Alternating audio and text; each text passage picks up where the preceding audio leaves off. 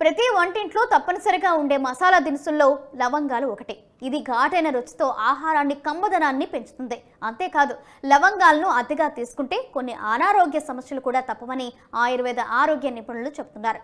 లవంగాల్లో eugenol అనే రసాయన పదార్థం ఉంటుంది. దీన్ని పరిమితంగా తీసుకోవాలి అని చెప్తున్నారు. అయితే పలు అనారోగ్య సమస్యలకు తలెత్తుతాయనే ఆరోగ్య నిపుణులు కూడా చెప్తున్నారు. అయితే తలనొప్పి, కళ్ళు తిరగడం, బలహీనత లాంటివి వస్తాయి.